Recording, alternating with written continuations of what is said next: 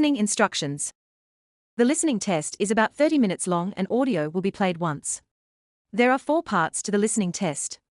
You will be given 10 minutes after the completion of the test to transfer answers to an answer sheet.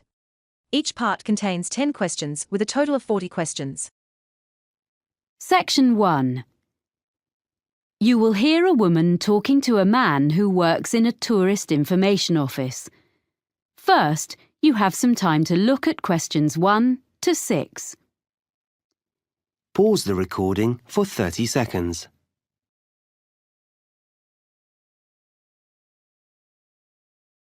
You will see that there is an example that has been done for you.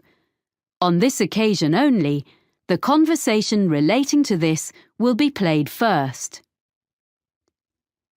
Good morning. Can I help you? I hope so. I have a friend in Spain, and her 2 daughters are coming to the city to study for a month. So I thought the Tourist Information Center was the best place to ask about hostels. Can you recommend any? Of course. I usually suggest one of the Hosteling International places. HI West End is a big hostel in a residential area. But it's only 10 minutes from downtown if you take a bus. It's really popular.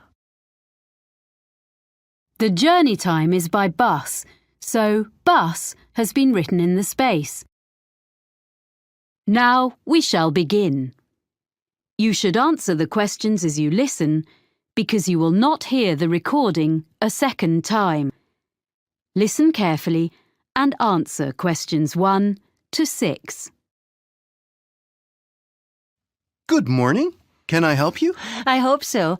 I have a friend in Spain, and her 2 daughters are coming to the city to study for a month. So I thought the Tourist Information Center was the best place to ask about hostels. Can you recommend any? Of course. I usually suggest one of the Hosteling International places. HI West End is a big hostel in a residential area. But it's only 10 minutes from downtown if you take a bus. It's really popular. Okay, sounds good. I need to know how much it costs. The girls want a double room to themselves. They don't want to share with other people. That makes it more expensive. The price is under $30 for a bed in a dormitory, but they'll be paying $50 a night. But if they become members of Hosteling International, the price comes down to $41 a night. Membership costs $35. Right. And membership offers them benefits too on all kinds of activities. What kind of things? Skydiving and whitewater rafting, things like that. I don't think they're interested in that kind of thing. If they become members, will they get cheaper entrance tickets to museums? Oh, yes. And also discounts on bicycle and car hire. Okay, it's probably worth it. Is the hostel very noisy? They're coming here to do some studying. I think it is quite noisy as it's a really big hostel. And if they want to use the internet, this hostel still makes a charge, unfortunately. It's $1 for 15 minutes and $3 for an hour. It might not be ideal for them. What else can you recommend? Is there anything in a quiet area? There's Elliscote Hostel. How do you spell that? ELLISCOAT.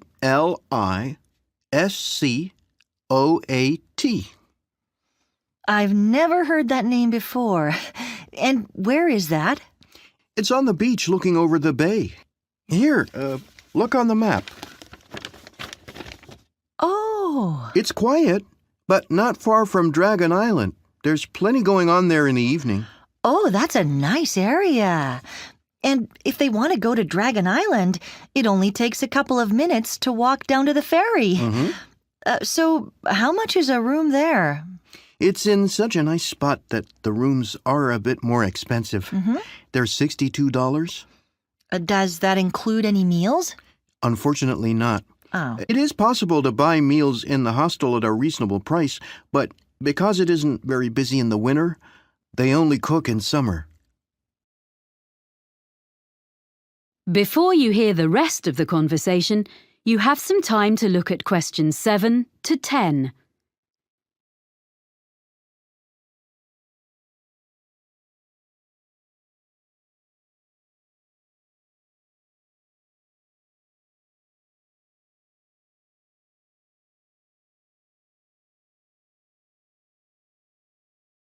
Now listen and answer questions 7 to 10. Oh, I think I know the place you mean. It's an old building, isn't it? Yes, it's well known as it's one of the oldest in the city. There's been a hotel there since 1887 when it was first built. It was turned into a hostel in 1985, and they've invested a lot of money restoring it inside. They'd like that. But I'm just looking on the map at where their college is. It's right in the center. It is a bit far for them from there. The hostel actually has scooters for hire at a very good price, so they could do that.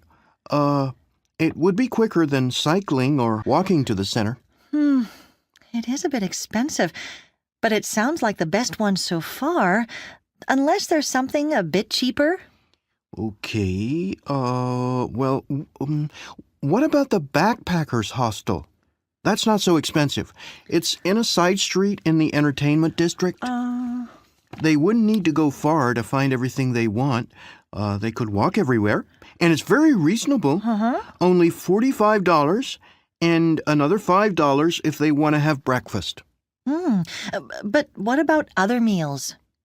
There's no cafe, but on each floor in this hostel, there's a kitchen for residents to cook in. Oh. I'm not sure how well equipped they are, but it should be fine for basic meals. Well, that's really very helpful. I'll pass all this information on now.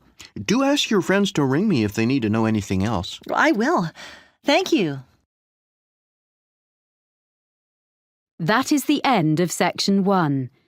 You now have half a minute to check your answers.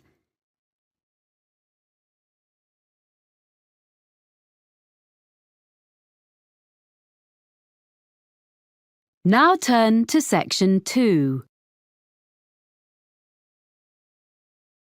2. You will hear an audio guide to a public library. First, you have some time to look at questions 11 to 15.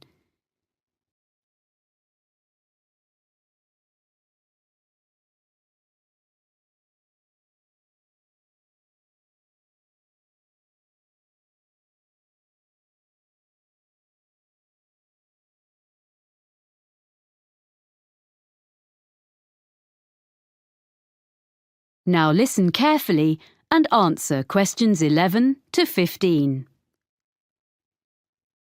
Welcome to the Selmore Public Library, which has just been reopened after major refurbishment. This tour will introduce you to the building and its services. At any time you can stop the tour. We enter by the cafe, and our tour begins at the issue desk.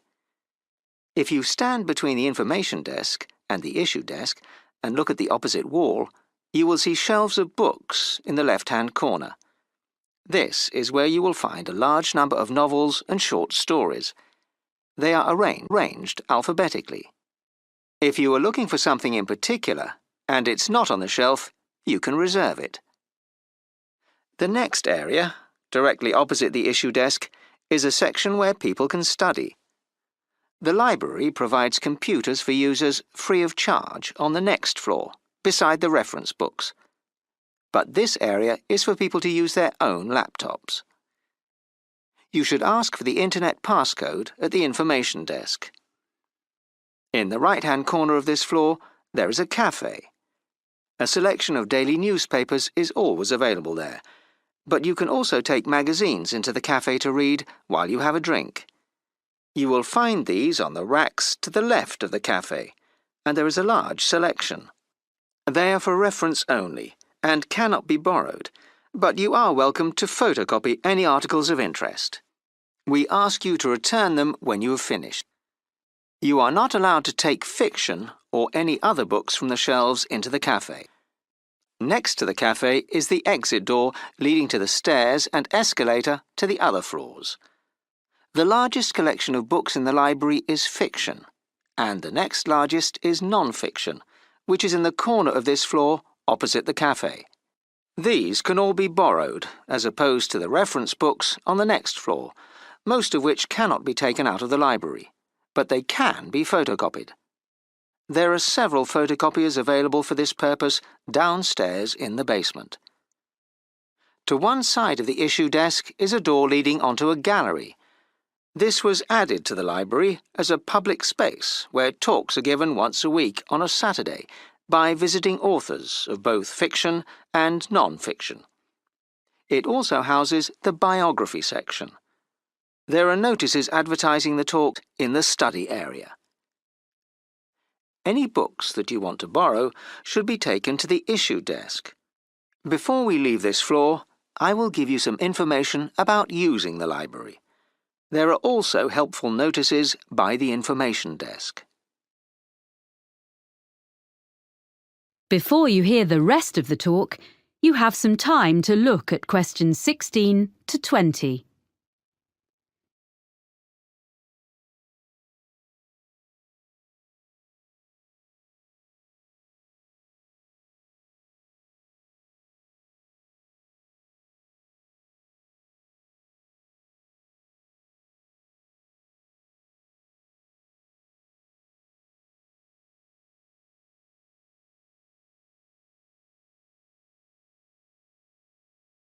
Now listen and answer questions 16 to 20.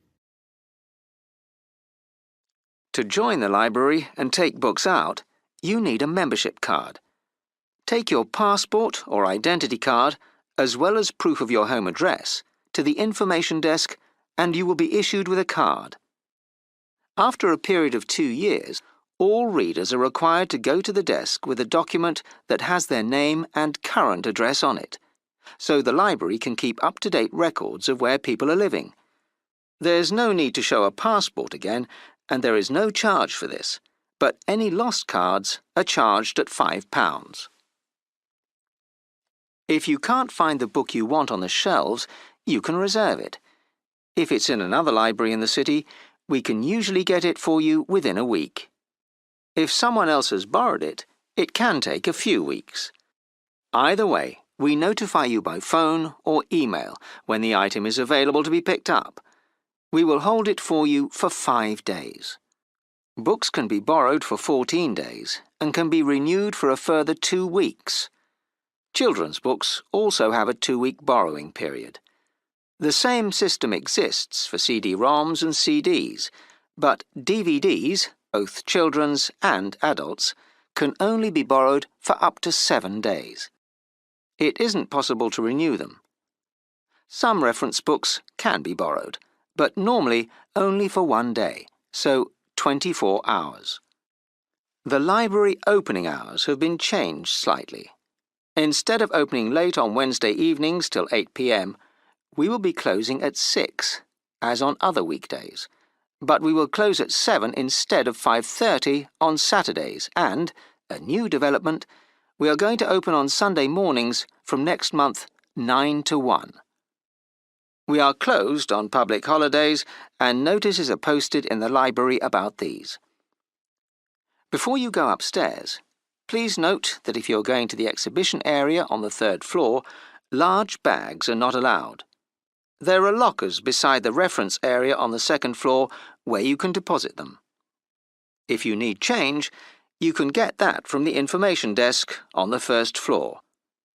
Now press pause and proceed to the 2nd floor.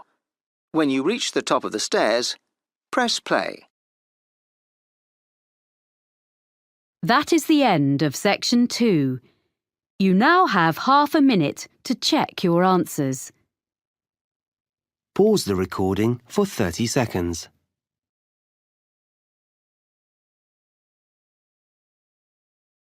Now turn to section 3. 3. You will hear a university tutor talking to 2 students about a presentation they have made in a recent botany seminar. First, you have some time to look at questions 21 to 25.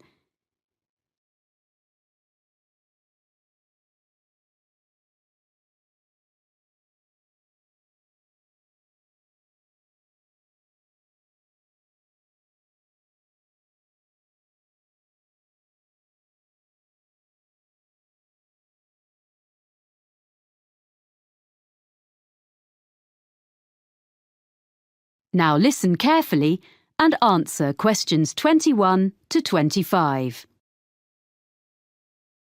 Well, Anita and Lee, that was an interesting presentation you made about John Chapman. Thanks.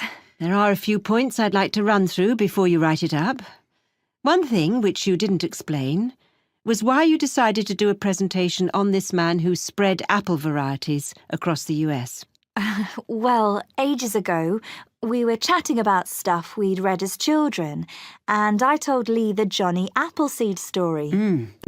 I had these American storybooks when I was small.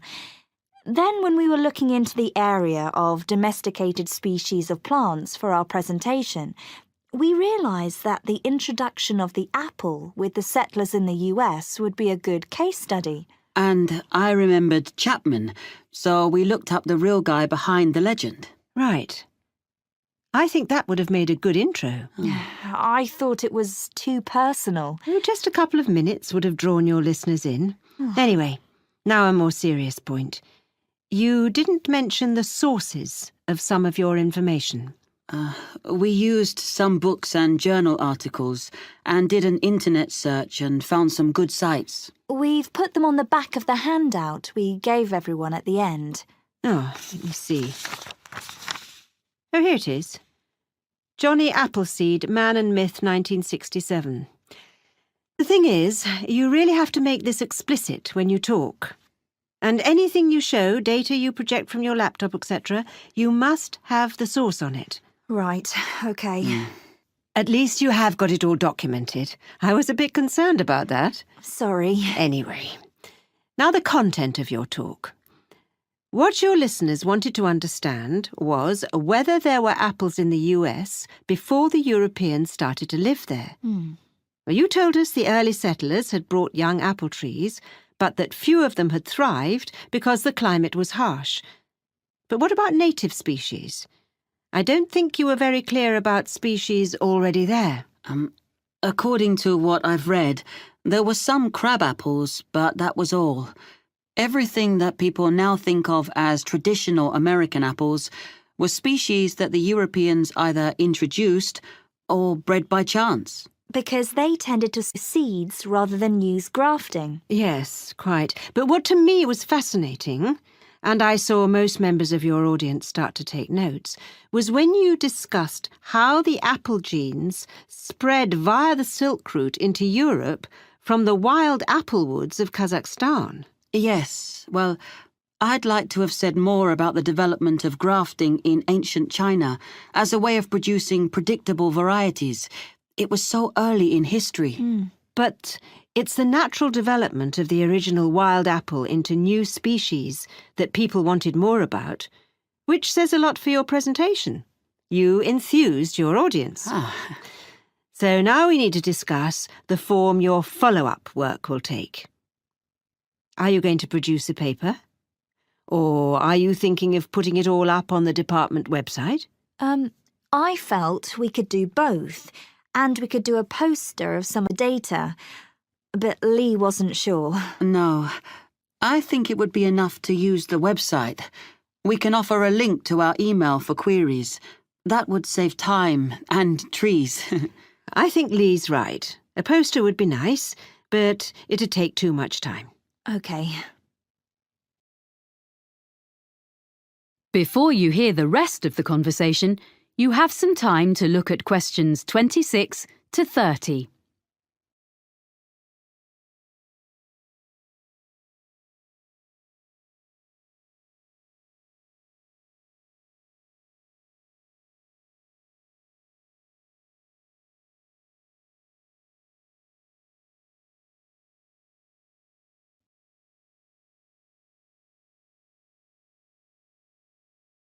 Now listen and answer questions 26 to 30.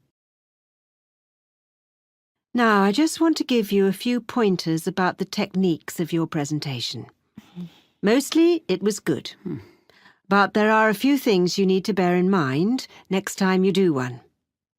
You both managed the hardware, I mean the projector and things, very well indeed, which is always a great help. Good. Thanks. You'd obviously checked it out carefully. Yes.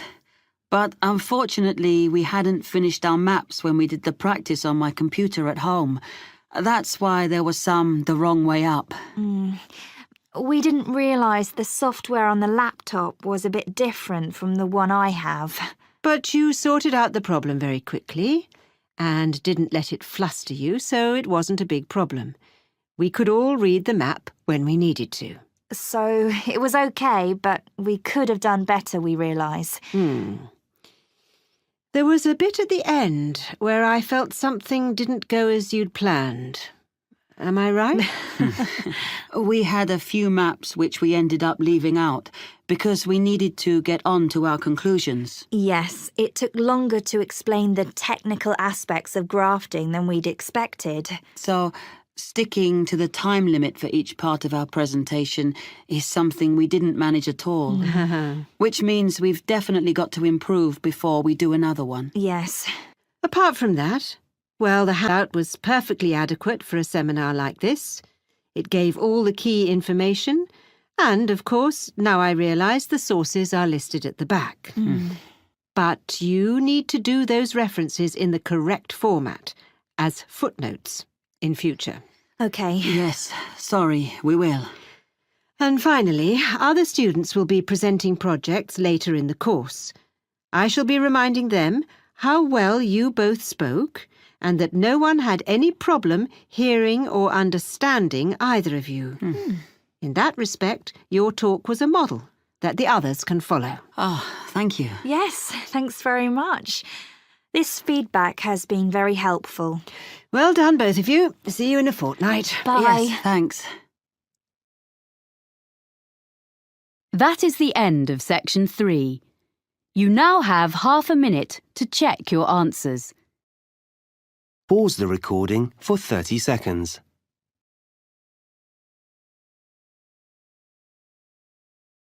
Now turn to section 4.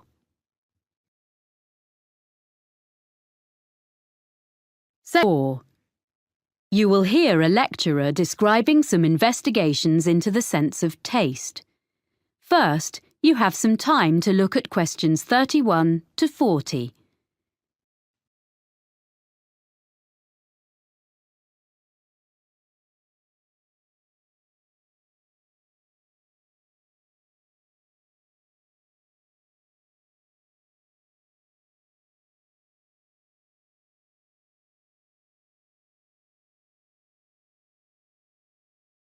Now listen carefully and answer questions 31 to 40. This morning, I'm going to describe for you a few of the kinds of experiments that have been used to investigate the sense of taste, which is now recognised as being a far more complex and important area of neurological science than was previously believed by most people. The results of some of these experiments can be quite fun, and I shall suggest that you may want to choose one or two to try out in groups before having a go at designing a new experimental procedure of your own and trying to pinpoint the cause of your findings. The first one concerns a marketing exercise by a soft drinks company. The green colour of some cans was altered by the addition of yellow, so they were a brighter green. Then, test subjects were asked what they thought about the flavour of the drink in the new style cans, and they stated that there was more lime in the drink if it was in the ones with the new colour. Now, this was because the brain picks up cues from the way the product is presented, as well as the product itself, which trigger taste sensations.